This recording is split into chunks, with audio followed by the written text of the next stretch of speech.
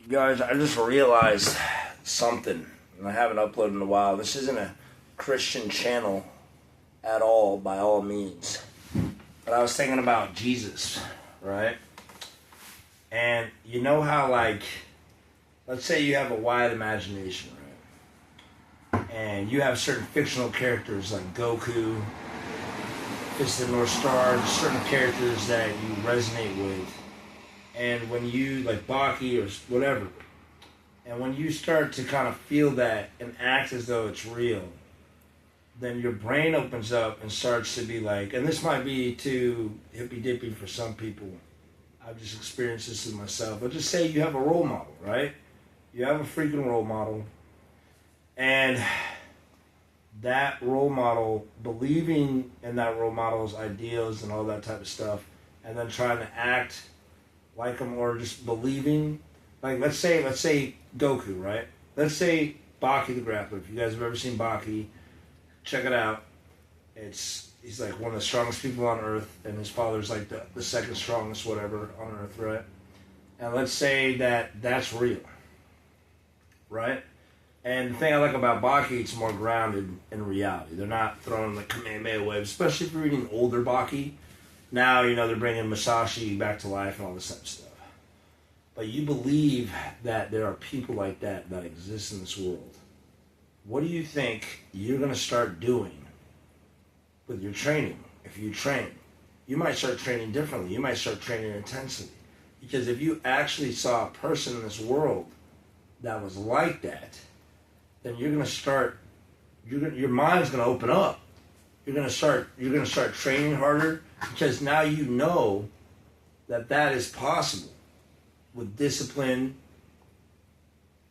and just pushing yourself to that limit. You know that it's possible to get to that place, or very close to that place, right? I'll give you another example, more real life actual example. I breakdance. I don't breakdance as much as I used to, but I'm trying to get back into it more. But I always notice there's two schools where I live, right? I'm gonna light this tobacco real quick. There's two schools where I live, right? And the college I was going to breakdance with, they were better than the people going to the other college. But then when the people from the city came and there was a competition, the people from the city were always better. So then to link that to, let's say you're a dancer, right? You're a dancer, if any of you guys dance. And you are around really good, talented dancers all the time. People that can do certain moves and certain things. You see it with your eyeballs, your actual eyeballs. Because I always noticed, like, I would watch breakdancing on the computer and be like, damn. But then when I saw people doing those crazy-ass moves in person, it was like, holy shit. It was way more holy shit. It's like looking at tits on your phone compared to tits in real life. Even though you can get super used to be more into tits on your phone, which is fucking crazy, right? But you can get super used to watching tits, but then you see tits and a real hot woman in actual person in front of you. It's like totally different. It hits your nervous system differently. It's just different. So, you know, you got the Korean breakdancers, and they would like freaking practice all the time. You have people doing air flares, all these types of moves. So don't you think that because they're around these people, that they're going to be more likely, if they practice, to get these moves, right? So it was like when the people from the city came in, you're in a city with people that are just really fucking nice with you, right? And then you could be like, well, how do they learn those moves if you go to start? Whatever. I had this conversation with my cousin. He gave me a really dumb answer, and he was just like, well, it actually shows that environment doesn't dictate. And I'm like, yeah, that's true. Your environment does not have to dictate, but if you're inspired by something in your environment, it can dictate you. And even if you were like fucking some like kid on the street and you were inspired by the drug dealers, inspired by them, well, then you could be more prone to being this badass freaking drug dealer. You might be able to make it more as a drug dealer. You know, if we look on the negative or whatever, right? So, a successful drug dealer. You're around successful people all the time. Now you're taking that in way more. You're around that success, which can create you to have more knowledge and also that inner belief that you also could be successful because you're around them, right? What's another example? I can't think of another example. So the whole point when I'm talking about Jesus, right? The belief, not even the belief, but the knowing, right? So I'm not a Christian, but it kind of just hit me in the head, like right now, and it has here and there. But if you believe that Jesus is the begotten Son of God, he is Christ, he is God manifested in flesh, and he came down to earth and sacrificed himself.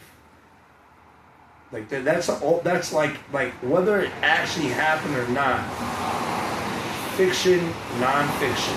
Again, like going to fictional characters that inspire you. You watch Dragon Ball Z, it inspires you.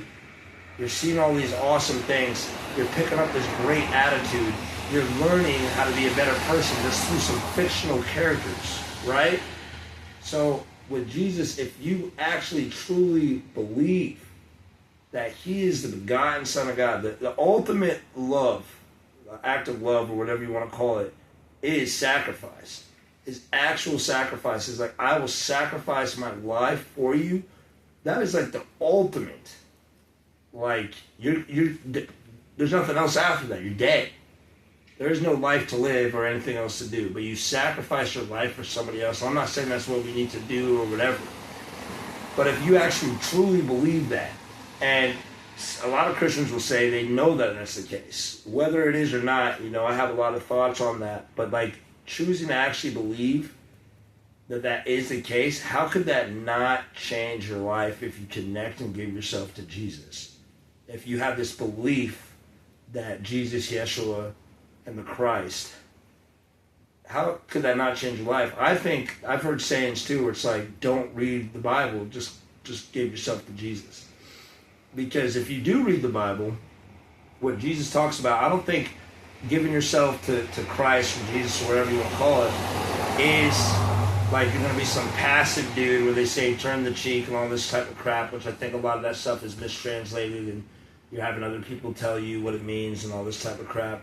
But there's literally, he goes to the freaking market where they're selling stuff at the churches and all this type of crap, and he's flipping over tables. And then he's telling these people, he's like, you are hypocrites, everything you're saying is freaking wrong.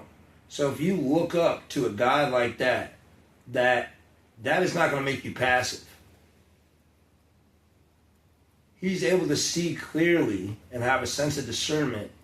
It's not making him passive. He's speaking up. He's so not passive, actually. He's so not meek, actually.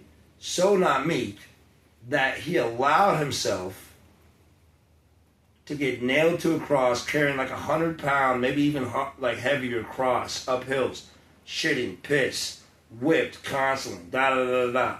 Got all the way up. He allowed it to happen. But he's so weak and meek. I don't get where those Christians in their head act like that. I had a friend who acted like that. And then he wanted to try to talk to me about anger. He's like, dude, have I ever gotten angry? And I'm like, yeah, like a month or two ago, you were choking some guy out because he threw a bottle. And he's like, no, you're missing the point. And I'm like, I don't think I missed the point. I think you're trying to act like this, I'm so loving. I'm like Jesus, but Jesus wasn't like that. And Jesus would actually yell at people. Or at least in the story that we're told, right? So in my mind, and I'm not going to say I'm going to be perfect in this. I just felt like I should get this thought out, right? I felt like I should get this thought out. That if you actually believed or looked up to somebody like that, how would your life change? What energy are you connecting to? Because we all have energies we connect to. You can feel it if you're more sensitive to like energies. You can feel it. You can connect to certain energies. You might even have a look when somebody's talking a bunch of shit and you're like looking at them like you just know they're full of shit. You know they're full of fucking crap. You can see it very clearly. So in my mind, like you hear a lot of cases where people give their life to Jesus, but then I think sometimes people can get so wrapped up in the dogma of the Bible, and you can shit on me all day and be like, well, the Bible is the holy one word of God, even though it's been translated for over thousands of freaking years, and there's even different American Bibles where certain verses are taken out, but it's the one rule. Yeah, right. Yeah, exactly. Yeah, it doesn't make any fucking sense. Why would you take shit out then? Why would you have certain verses saying in a certain type of way? Especially when you're translating things, I feel like the only way to read the Bible is reading it in its original language, but that's, for all of us, that's not going to happen. I think that there's a lot of things within the Bible that can, just like any fictional, whether it's fiction or not, I'm not shitting on your belief, whether it's fictional or not, you can actually like gain insight on life from that. Like I gain insight from life from certain video games I play, like Final Fantasy, Yakuza, if you've ever played that, where the main character is a very righteous guy, something I look up to. Even watching WWE, where you see some of these personas, where you're like, damn, I want to be more like that, where you're inspired by these things. So I think reading the Bible can be beneficial, but I think connecting to the energy of Jesus is like discernment. So it's like, it does make sense that a lot of people that give their lives to Jesus, sometimes their lives change radically. Sometimes people get so serious where they're like hitting themselves on the back and all this type of crap, and maybe they got their own reasons, and then they want people, then it becomes like a dominance thing, where they're like, give your life to Jesus now, and it's like, da-da-da-da, where I don't feel like Jesus was like that, because I feel like Jesus is able to see that everybody's where they're at, and he's not going to try to force people to be like, hey, you need to worship God. All I'm aware of is that Jesus went to the temples and he just called out their hypocrisy. He's like, you guys say this in your text, but over here, you're not doing this. You're actually desecrating what you just are saying. He's calling people out on their shit. He's literally giving an example, like actual, like lettery proof of what they're talking about, that what they are supposedly following and trying to preach to people while also not doing that.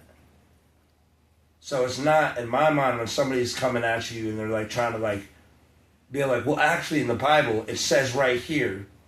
It's just like, oh, blah, blah, blah. And see, in the Bible, like, I hate those people. Honestly, I hate them. I hate them. Strong dislike. That's what hate means. Look it up. Strong dislike towards these people that are trying to talk to people that maybe are atheists, don't believe in the Bible, or whatever. And they want to be like, well, actually in the Bible, they want to quote the Bible as evidence that this stuff happened. That, to me, is total bullshit. You can't quote something that is not, we don't know for sure, not it's factual. But what Jesus was doing, he, in my mind, was not quoting what was factual. He was literally just quoting what they're saying that they are preaching to people and they're not doing. So that's the difference. So if you're going to atheists and you're trying to prove them like, well, God exists, and it actually says right here in the Bible, blah, blah, blah, blah, blah. And it's just like, the atheist is going to just look at you like, okay, because the atheist isn't contradicting, in that sense, the Bible, because he's not looking at the Bible for his talking points. Maybe sometimes, maybe he'll try